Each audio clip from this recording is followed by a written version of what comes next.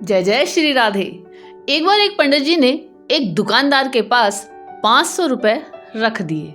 उन्होंने सोचा कि जब मेरी बेटी की शादी होगी तो मैं ये पैसे ले लूँगा।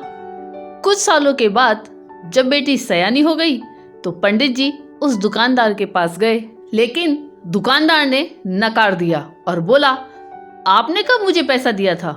बताइए, क्या मैंने कुछ लिख कर दिया है? पंडित जी उस दुकानदार की इस हरकत से बहुत परेशान हो गए और बड़ी चिंता में डूब गए। फिर कुछ दिनों के बाद पंडित जी को याद आया कि क्यों ना राजा से इस बारे में शिकायत कर दूं, ताकि वे कुछ फैसला कर देंगे और मेरा पैसा मेरी बेटी के विवाह के लिए मिल जाएगा। फिर पंडित जी राजा के पास पहुंचे और अपनी फरियाद सुनाई। राजा ने कहा, कल हमारी सवारी निकलेगी और तुम उस दुकानदार की दुकान के पास खड़े रहना। दूसरे दिन राजा की सवारी निकली। सभी लोगों ने फूलमाला पहनाई और किसी ने आरती उतारी। पंडित जी उसी दुकान के पास खड़े थे।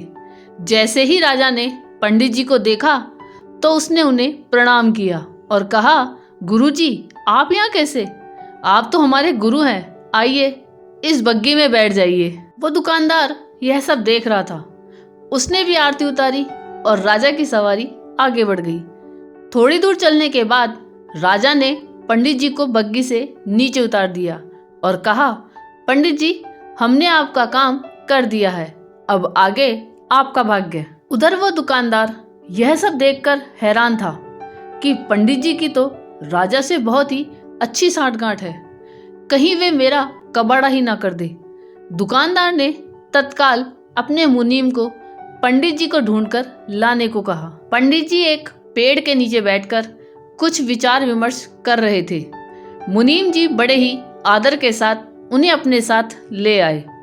दुकानदार ने आते ही पंडित जी को प्रणाम किया और बोला, पंडित जी, मैंने काफ़ी मेहनत की और पुराने खातों को देखा तो पाया कि खाते में आपका 500 रुपये जमा है और पिछले 10 सालों में ब्याज के 12,000 रुपये हो गए हैं।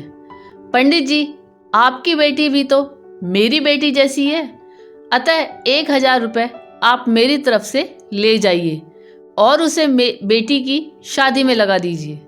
इस प्रकार उस दुकानदार ने पंडित जी को 13,500 रुपये देकर बड़े ही प्रेम के साथ विदा किया। जब मात्र एक राजा के साथ संबंध होने भर से हमारी विपदा दूर हो जाती है, तो अगर हम इस दुनिया के राजा यानी कि परमात्मा से अपना संबंध जोड़ ले तो हमें कोई भी समस्या, कठिनाई या फिर हमारे साथ किसी भी तरह के अन्याय का तो कोई प्रश्न ही नहीं उत्पन्न होगा। आपको ये कहानी कैसी लगी यह कमेंट करके जरूर बताइएगा।